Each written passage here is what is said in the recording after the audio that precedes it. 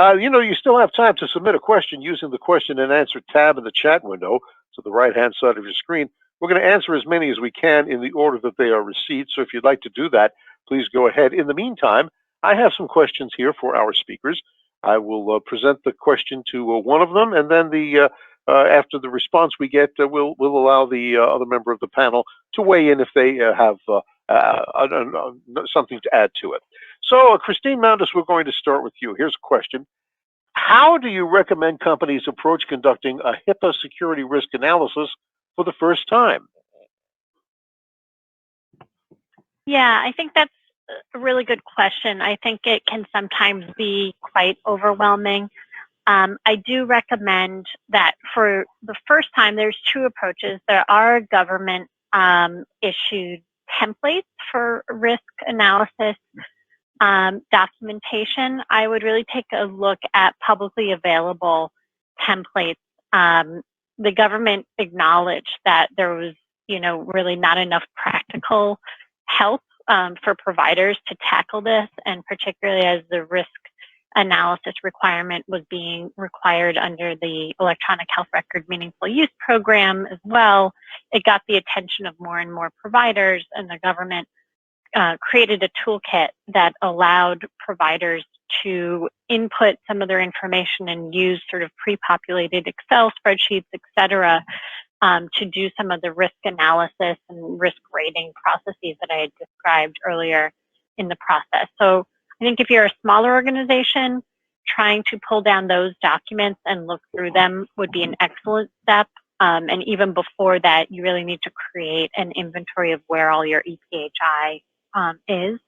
If you're a medium-sized organization or an organization that has a lot of data, I do think for the first risk analysis, it is useful to get the help of some outside counsel and IT security consultants, just to try to make sure that there's not any significant blind spots that the organization has.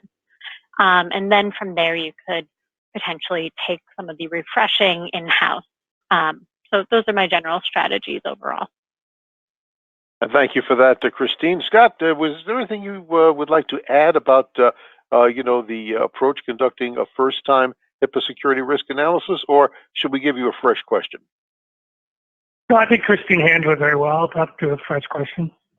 Okay, so here's another question then. For you, Scott, and Christine, you'll have a chance to add also.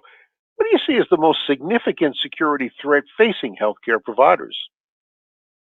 Well, as I mentioned, I really think it's the ransomware or cyber attack that I just described as being the most significant threat to healthcare providers and business associates at this point. We've seen now, multiple incidents of those attacks on healthcare organizations, and they can have a very significant impact on operations, which can really endanger those organizations' ability to deliver healthcare.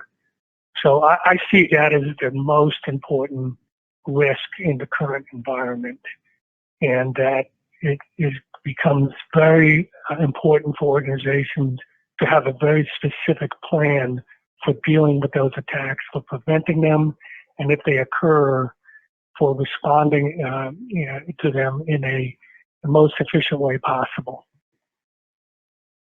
Christine, anything you'd like to add to that?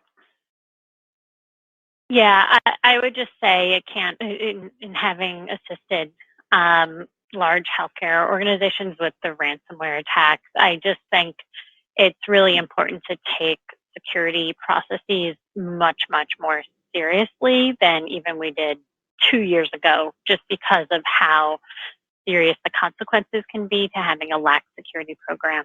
And in fact, it seems as if the threat actors are aware of when entities are sort of under-resourced and specifically target them because they know that their security might be less robust. So I echo a lot of what Scott said.